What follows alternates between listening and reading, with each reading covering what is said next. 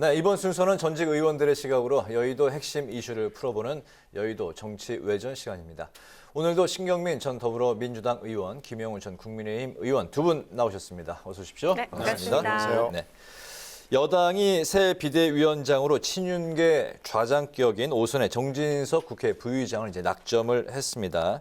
주호영 의원 그리고 이제 유력하게 이제 점쳐졌던 박주선 전 국회 부의장이 이제 고사를 한 상황에서 정진석 국회 이제 부의장이 이제 낙점이 됐는데 두 분께서도 뭐 정 부의장 잘 아시죠? 네네. 삼고 초려 끝에 이제 처음에 이제 좀 고사를 했었는데 이제 계속 이제 그 권성동 이제 원내대표가 방까지 찾아가면서 뭐 3번까지 부탁을 해서 이제 어렵게 승낙을 했다고 하는데 그 승낙 이유는 뭐라고 보시고 또 앞으로 정진석 비대위는 어떻게 예상이 되고 있습니까? 뭐 오늘 아침 일찍까지만 해도 박주선 전 부의장이 되는 분위기였어요. 네. 국힘당 의원들 만나서 누구냐 그러면은 박주선 부의장 외에 누가 또 있습니까? 뭐 이런 분위기였거든요. 네. 그런데 의원들이 지금 분위기에서 외부 인사라고밖에 볼 수 없는 박주선 부의장이 오는 것을 달가워하지 않는 분위기가 감지가 됐고 그걸 알게 된 박 부의장이 결국 윤심의 지지를 얻었음에도 불구하고 고사하는 형식을 취해서 이제 그만두신 거죠. 네. 그러다가 보니까 이제 선택지가 별로 없는 거고요. 부의장이 현직이거든요. 이 연말까지 지금 부의장을 네. 하기로 되어 있으니까 현직임에도 불구하고 비대위원장을 맡지 않을 수가 없는 여러 가지 당내외 사정이 있다. 그러니까 구인난이 있다라는 것이 너무나 분명해 보이고요. 또 하나는 지금 문제의 이준석 대표인지 전 대표인지 뭐 지금 불분명하지만 하여튼 네. 이준석 대표와의 그 갈등 관계에 있는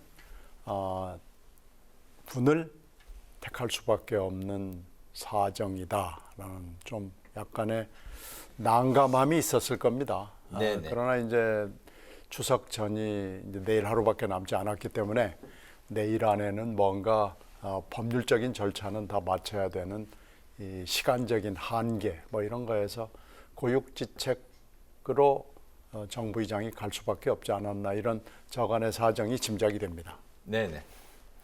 일단 국민의힘의 경우에는 그 시간에 쫓겼고 그다음에 또 인물난에 쫓겼다 이런 생각이 듭니다.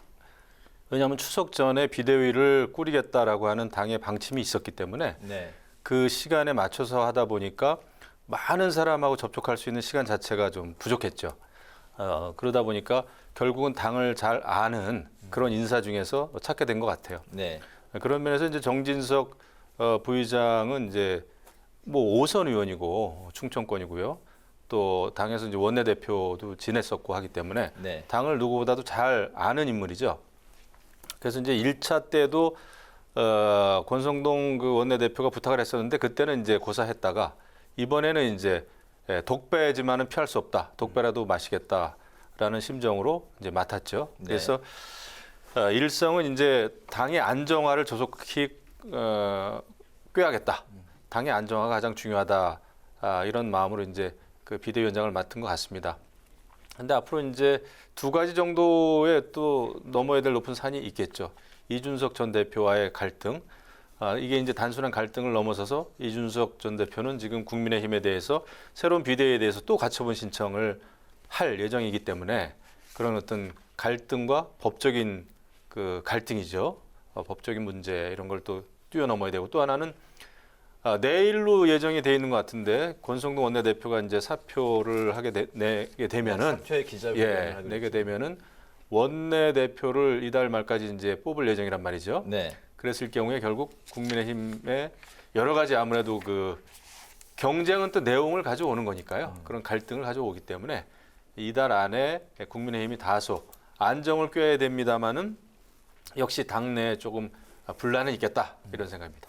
비대위원장을 이제 그 뽑는 과정에서 이제 상당히 이제 구인난을 겪었는데 마찬가지로 원내 대표도 뭐 비슷한 상황이 아닐까 싶고 이제 이르면 내일 이제 권성동 원내대표가 이제 본인 이제 사퇴에 대한 기자회견을 열고 이르면 19일까지 새 원내대표가 이제 선출될 수 있다. 그리고 이런 예상들이 나오고 있는데 새 원내 사령탑으로는 이제 현재 누가 좀 그 후보에 물망에 오르고 있는 인사가 있습니까?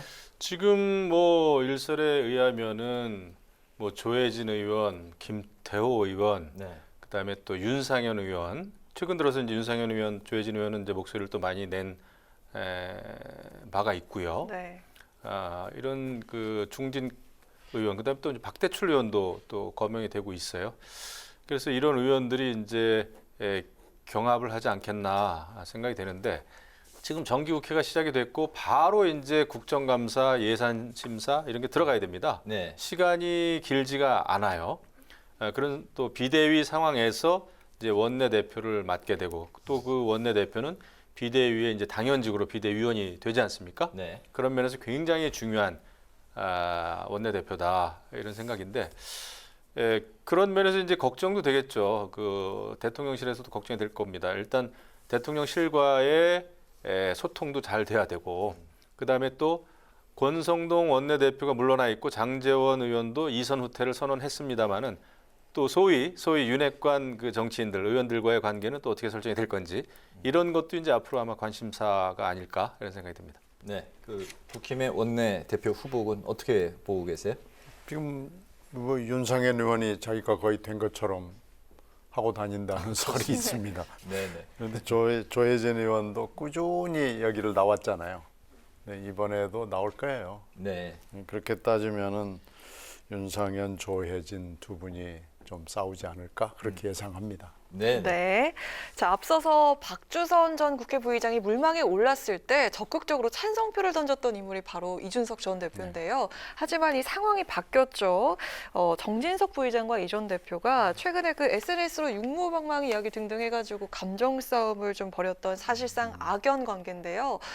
정 부의장의 경우에는 이 전 대표와 못 만날 이유가 없다 이렇게 입장을 밝히고 있는데 두 사람 만남이 실제로 이루어질 수 있을까요? 어떻게 보십니까? 현실성은 좀 떨어지지 않겠나 예상은 됩니다. 물론 정진석 그 부의장의 경우에는 5선의 의원이고 뭐 청와대에서 정무수석도 지냈고 당에서 원내대표도 했고 정말 정치 고수죠. 하지만은 바로 직전에 이제 이준석 전 당대표하고 아주 첨예하게 각을 세웠죠. 네. 그러다 보니까 이준석 전 대표 입장에서 상당히 좀 불쾌하게 생각하지 않을까 이런 생각이 좀 듭니다. 그리고 이제 지금 비대위에 대해서 가처분 신청을 내겠다라는 그 의지가 있어 보이기 때문에 비대위원장을 만난다는 것 자체가 이준석 전 대표 입장에서는 뭔가 이것은 그럴 뭐 자격이 없지 않느냐 뭐 이렇게 생각을 할 가능성이 있죠. 네. 하지만 뭐 정진석 원내대표는 워낙 또 정치력이 있는 분이고 하다 보니까 아마 그래도 제안은 하지 않을까 생각이 됩니다. 근데 그 만남이 이루어질까? 거기에 대해서는 저는 좀 회의적입니다. 네. 당시에 박주선 의원님을 꼭 모셔달라고 한 그 속내는 뭘까요? 이 전 대표? 글쎄, 저는 그거를 그 정말 박주선 전 부의장을 모셨으면 좋겠다라는 그런 진의가 있기보다는 아무리 뭐 좋은 분을 모시겠지만은 모시더라도 본인은 가처분 하겠다. 오히려 방점은 뒤에 있는 게 아닌가 생각이 됩니다. 네. 글쎄 만나는 게 쉬워 보이진 않아요. 그 당시 두 사람이 그 우크라이나 방문 이후에 한참 설전을 벌일 때 정진석 부의장이 아이고 뜨거워라 그러고 이제 물러난 거죠. 그리고 뭐 혼났죠. 뭐 그렇게 망신을 당할 수는 없었을 것이고 본인도 주변 사람들한테 이렇게 혼날 줄은 몰랐다라고 소회를 얘기할 정도였으니까요. 네. 근데 물론 제안은 하겠지만 지금 가처분 신문기일이 14일로 잡혀 있고 지금 가처분이 뭐 1차는 일단 결정이 나왔지만은 2차, 3차는 들어가 있고 4차까지 간다 그러면은 14일 날 신문이 어느 때보다도 중요할 겁니다. 그건 쌍방에 다 중요할 거기 때문에 거기서 만나는 모습을 보이는 것이 과연 맞나? 뭐 서로 간에 견적이 아마 잘 안 나올 거예요. 그래서 만남이 실제로 이루어지는 것은 어렵지 않을까 그렇게 보이네요. 알겠습니다. 이번에 그 야당 상황 살펴보겠습니다. 검찰이 이재명 대표를 이제 소환을 하자, 물론 이제 이재명 대표는 소환을 이제 불응을 했습니다만, 민주당이 오늘 김건희 여사의 장신구 신고 누락 의혹과 관련해서 윤석열 대통령을 이제 고발을 했고, 또 이어서 김건희 특검법을 당론으로 발의하는 등 대대적인 이제 반격에 나섰습니다. 출구가 없어 보이는 강대강 대치가 앞으로 이제 계속될 것으로 보이는데, 이 부분 어떻게 보십니까? 특검은 쉽지는 않아 보입니다. 맨 마지막 최종 대통령 거부권까지 있더군요. 법률적 절차가 특검법을 계속해서 밀고 나가기는 야당 입장에서 쉽지 않죠. 네. 아무리 의석수가 많다고 해도 그것을 추동해 가려면은 상임위도 그렇고요. 또 대통령의 거부권도 극복을 해야 되고 하기 때문에 쉬운 일은 아니다는 건 알지만 지금 현재 가령 윤 대통령이 인기가 지지도가 높고 또 대통령 부인이 아무 문제가 없다 그러면은 이런 상황이 생기지 않죠. 지금 현재 이게 추동력이 야당한테 생기는 것은 대통령의 지지율이 너무나 낮고 또 김건희 여사가 쉬지 않고 이 뗄거리를 제공을 해주잖아요. 그래서 가능한 거기 때문에 만약에 그런 상황이었다면은 김건희 특검법을 내놓고 대통령을 고발하고 하는 것들이 역풍 때문에 운행을 할 수가 없습니다. 근데 지금 그런 역풍이 불지 않을 거라는 확신이 있고 더군다나 한번 붙어보자. 그리고 이쪽 부인도 그렇대요. 그리고 대통령도 그렇대요. 하고 얘기를 할 수 있는 이 베이스가 깔려 있기 때문에 야당으로서는 던져보는 거고 한번 해볼 만한 거다고 보는 거죠. 이 법이 통과되느냐, 통과되지 않느냐, 이건 그렇게 중요해 보이질 않습니다. 네, 대통령 고발과 김건희 특검법 발의 어떻게 보셨습니까? 이거는 야당의 이제 그 대여 압박용이다 생각합니다. 또 맞불이죠. 왜냐하면 그 이재명 대표 또 이재명 대표 부부가 가지고 있는 그 사법 리스크, 이것이 민주당에만 있는 것이 아니다. 이재명 부부에게만 있는 것이 아니다. 대통령과 또 김건희 여사에게도 있다라는 것을 야당이 보여주기 위한 다분히 정치적인 공세다라는 생각이 듭니다. 일단은 이 특검법이 통과가 된다는 게 현실적으로 좀 어렵고요. 그다음에 여태까지는 특검법이라고 하는 것은 여야 협상에 의해서 이제 특검법이 발의가 됐고 또 통과가 됐단 말이에요. 근데 이것은 그냥 발의를 했습니다. 당론으로 그냥 정해가지고 이것은 여당의 입장이 중요치 않다라는 거거든요. 지금 야당에서는 그거는 뭐냐면 이 특검법이 통과되든 통과되지 않든 정치적인 효과를 노린다 이런 생각입니다. 지금 뭐 법사위원장도 이제 여당 의원이기 때문에 현실적으로 통과되기가 어렵죠. 다만 이게 이제 패스트트랙으로 갈 것이냐 그런 문제가 하나 남아 있습니다. 왜냐하면은 지금 야당 내부에서도 특검법을 발의하는 것은 좀 너무 시기상조다라는 목소리가 현실적으로 있었어요. 네. 그런데 이게 만약에 통과가 정말 안 되고 이랬을 경우에 여야가 강대강으로 계속해서 갔을 경우에 그러면은 야당은 이것을 패스트트랙이라는 수단까지 활용할 수 있을 것인가? 그 패스트트랙이 성사되는 거는 민주당 의원 10명의 시대전환 조정훈 의원만 참여를 하면은 성사는 되는 것 같습니다. 패스트트랙은 가능하죠. 네. 일단 다수기 때문에 시간은 좀 걸리는데 뭐 180일 내지는 뭐 길게는 이제 330일까지 갑니다만은 안건조정회의도 지난번처럼 그때 뭐 탈당까지 시켜가지고 안건조정위에서 그냥 벼락치기로 통과를 시켰는데 이런저런 수단을 동원하다 보면은 패스트트랙으로 갈 수는 있지만 또 이제 민심의 역풍을 맞을 수가 있죠. 그래서 지금 민주당으로서도 고민은 많을 것이다. 근데 당장 특검법을 지금 이렇게 강하게 밀어붙인 거는 역시 이재명 당대표의 검찰 소환. 그 이후에 지금 강하게 이렇게 강경 모드로 선회를 했거든요. 네. 그래서 결국은 맞불을 놓은 것이다 이렇게 생각이 됩니다. 네. 네, 특히나 이 김건희 여사 관련 공방이 더 뜨거워진 이유가 있죠. 김 여사 논문 표절 의혹을 검증해온 그 교수 학술단체가 전부 완전한 표절이다 이렇게 결론을 냈기 때문인데, 하지만 이 국민의힘이 범학계 검증단은 지난 대선 당시 이재명 후보를 지지한 정치단체라면서 그 진정성이 의심된다 그런 입장인데 의견 어떻습니까? 이것도 뭐 의견이 완전히 갈려요. 그러니까 지금 여당을 지지하는 분들은 지금 그 논문이라고 하는 것은 그 논문을 심사해야 되는 네. 할 수 있는 권한이 있는 단체가 해야지 이걸 어떻게 외부 단체가 이것을 평가를 하겠느냐 이런 입장이란 말이죠. 권한이 있는 뭐 단체라면 뭐 국민대, 뭐 그렇죠. 숙명여대인가? 그렇죠. 그 논문을 심사했던 단체나 그 논문을 이제 평가하는 그 단체가 해야 되는 게 맞는 거죠. 그렇지 않고서 이게 이제 뭐 외부의 단체가 하는 거는 다분히 정치적으로 목소리를 낼 가능성이 크다. 더더군다나 말씀이 있었습니다마는 이 그 범학계 뭐 검증단입니까? 네. 지난번에 이재명 대통령 후보를 지지했던 단체라 이런 그 목소리가 있지 않습니까? 그렇게 봤을 때는 누가 봐도 객관적인 그 평가라고 하기는 좀 어렵겠죠. 결국은 정치적인 공방이 될 텐데 결국은 이거는 의견이 이렇게 진영으로 나뉘는 거다 이런 생각입니다. 네. 이 문제는 전 좀 다르게 봅니다. 이 문제에 관해서는 이 논문을 제출한 김건희 여사 측에서 입장을 분명하게 밝혀서 여기까지 안 가도록 하는 조치를 사전에 취하는 게 맞았어요. 근데 지금 국민대학에서 뭐 이렇게 물에 물 탄 듯 술에 술 탄 듯하게 하고 또 교수회의를 했는데 그것도 또 알 수 없는 뭐 압력이 있었을 것으로 짐작이 되거든요. 그래서 이제 심지어는 생전 볼 수 없었던 무슨 뭐 범학계 이런 분들이 다 뛰어나와 가지고 할 수밖에 없는 상황까지 만들어 놓은 거거든요.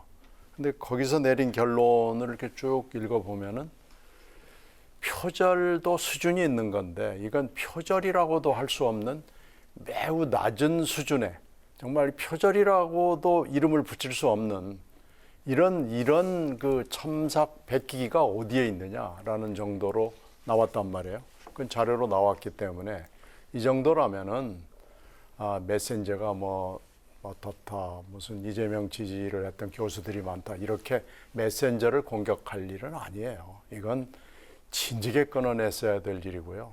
이게 잘못해서 만약에 이게 또 다른 스캔들로 가면은 어떻게 하려고 그러는지 저는 모르겠습니다. 이거 국민대학교 총장이 한 짓을 보면은 이거 뭔가 하여튼 뒤에 이 일이 있는 거예요. 그래서 이것까지 만약에 정권이 끝나고 난 뒤에 정말 수사에 들어가고 한번 진실을 알아보자 이렇게 나오면은 이건 아마 망신도 이런 망신이 없을 겁니다. 그래서 이렇게까지 할 필요도 없는 일이 여기까지 왔고요.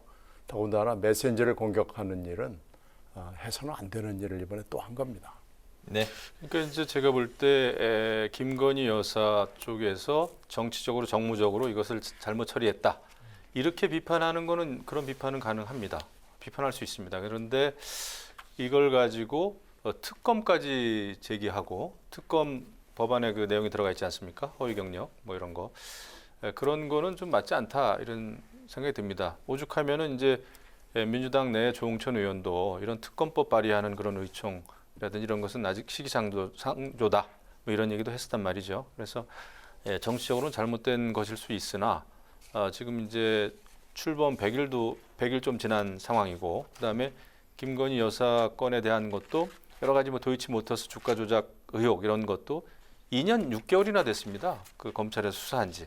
그런데 결국은 이제 야당에서 원하는 검찰 기소라든지 네. 이렇게 결론이 안 나오니까 이제 특검을 요구하는 것 같아요. 결국은 정치적인 공방으로 흐를 가능성이 크다 이렇게 봅니다. 네, 이재명 의원이 이제 그 검찰 소환 요구에 이제 불출석을 선택을 했는데 검찰이 이제 경기도청을 압수수색하고 또 이 대표도 곧 기소할 것으로 지금 점쳐지고 있는 상황입니다. 근데 오늘은 이제 또 쌍방울 그룹 의혹과 관련해서 또다시 경기도청을 또 압수수색을 했습니다. 이 대표에 대한 검찰의 수사와 속도 어떻게 보십니까? 뭐 예상했던 거예요. 한참 전에 지방선거 즈음에서 검찰 수사를 조금이라도 잘 아는 사람들의 예상, 제가 그게 동의하는데요. 일단은 바로 이재명 대표가 된 이후에 수사를 들어가기보다는 그 전에 부인 관련 수사를 먼저 할 거다라고 그랬는데 그렇게 됐잖아요. 그 다음에는 9월 9일 공소시효가 있기 때문에 선거법에 허위사실 공표를 막 쥐어짜서라도 가지고 올 거다. 근데 세 가지 사실을 들고 나왔잖아요. 그건 뭐 이제 9월 9일이 내일 모레이기 때문에 바로 이건 기소가 될 거고요. 이 선거법이 사실 무섭습니다. 지금 뭐 말꼬투리라고 이 대표는 그러지만 실제로 선거법은 무섭습니다. 그래서 만약에 허위사실이 입증이 되거나 그러면은 이건 뭐 정치적 운명에 관련된 일이거든요. 그래서 일단 9월 9일까지 1차가 있어서 그걸 추석 밥상에다가 올리고 그 다음에는 쉬운 수사부터 하나씩 이재명 대표를 옥조화 갈 거다. 그렇게 되면은 소환하겠죠. 압수수색 영장 들어가겠죠. 그리고 아주 중하다고 생각되면 체포영장 나오겠죠. 그러면 당하고 또 국회를 가지고 흔들겠죠. 그래서 9월, 10월 이 가을이 심상치가 않다. 이렇게 되면은 국감이고 예산이고 다 뒷전으로 가버리는 겁니다. 그래서 이제 이런 것들 때문에 대표를 출마를 하지 않는 것이 좋겠다라고 이제 만류를 했던 건데 결국은 그렇게 되지 않았습니다. 그래서 이번 가을은 결국 이 문제를 가지고 여야가 공방을 벌이다가 그냥 훌쩍 겨울로 넘어가지 않나 이렇게 생각합니다.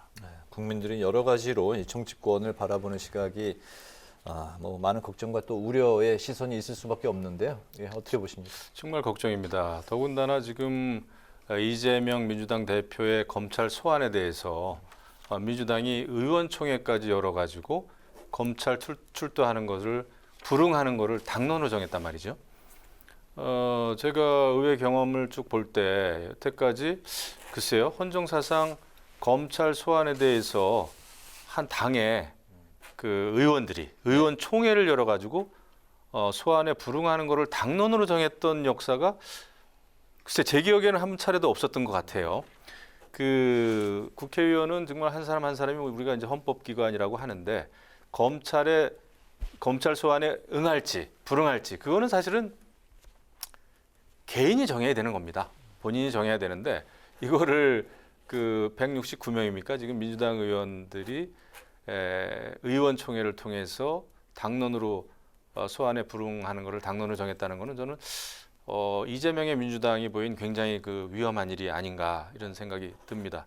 그런데 또 이제 김건희 여사에 대해서는 또 특검을 하자고 하니까 결국 글쎄요, 이 정치인들이 법을 지켜야 되는 거를 가장 모범으로 삼아야 되는데 완전히 지금 반대로 가고 있단 말이죠. 그래서 이런 것은 굉장히 좀 문제가 있다 이렇게 보아지고 그다음에 이제 이재명 대표의 경우에 지금 뭐 경기도청도 뭐 압수수색을 당하고 막 이러는데 과거에 이제 대장동 사업을 이재명 성남시장 시절에 대장동 사업을 보고했다고 하는 그 김문기 씨라고 하는 그 김문기 씨를 이재명 그 대표는 모른다 이런 발언을 하지 않았습니까? 그래서 이제 이게 지금 허위 사실이 되고 그랬는데 글쎄요, 단군 이래 최대의 치적이라고 이재명 대표가 본인 스스로 이제 자랑을 하고 자랑스럽게 생각했던 그 사업인데 그 사업을 보고한 사람을 인지하지 못한다, 잘 모른다. 그게 과연 그 합리적인 것인지 믿을 수 있는 것인지 말이죠. 이런 거가 이런 진실이 밝혀지기 위해서 저는 검찰에 출두하는 게 맞다. 일반 국민들 입장에서는 검찰에 소환되면은 가서 조사를 받죠. 이거를 그냥 서류로 제출해가지고 나는 검찰에 가지 않겠다라는 거를 일반 국민들은 사실 상상도 못하는 일이거든요. 그런데 지금 민주당 대표가 그러고 있단 말이죠. 또 민주당은 그것을 또 옹호하고 있고 저는 이것은 굉장히 문제다 이렇게 생각합니다. 네, 오늘 이렇게 전국을 뒤흔들고 있는 사법 리스크에 대해서 이야기를 가득 채워봤는데요. 사실 여야 갈등이 워낙 첨예하다 보니까 명절에 가족들과 모인 자리에서 이제 정치 얘기하는 건 좀 금기시되고 있는 그런 분위기인데 여전히 그래도 이맘때 필수 질문이잖아요. 오늘 마지막으로 들어보도록 하겠습니다. 추석 밥상머리에 오를 만한 가장 뜨거운 최대 화두는 무엇이 될지 하나씩 꼽아주시죠. 일단 밥상머리에 올라오는 거는 일단 먹는 거 아닙니까? 네. 물가 얘기를 할 겁니다. 네, 그다음에 그렇죠. 이제 막 음식을 장만한 그 며느리들, 따님들 특히 그 시장 물가가 정말 많이 올랐거든요. 채소값 올랐고 그래서 경제, 오른 물가. 또 그 얘기만 하겠습니까? 결국은 정치를 잘못해서 경제가 어렵다라는 쪽으로 갈 거예요. 그래서 여당이 됐든 야당이 됐든 결론은 또 정치인들에 대한 비판이 되지 않을까 이런 생각을 합니다. 네, 네. 물가가 이제 정치에 대한 비판으로 또 이제 이어지겠다는 말씀입니다. 저는 부인 얘기를 먼저 할 거고요. 이제 두 사람의 부인 얘기를. 아하. 그리고 이제 두 사람을 놓고 또 얘기할 겁니다. 그래서 윤 대통령, 이재명 대표죠. 이렇게 해서 아마 이 두 커플, 두 부부를 놓고 뭐 잘근 전국에서 씹어댈 거예요. 누가 이길지는 모르겠습니다만은 하여튼 여러 가지 판단들은 있겠지만 국민들이 이 대선, 비호감 대선의 3라운드를 아마 실감하게 될 겁니다. 네, 네. 저는 가정의 평화를 위해서 입은 닫고 귀만 열겠습니다. 조용히 보내도록 하겠습니다.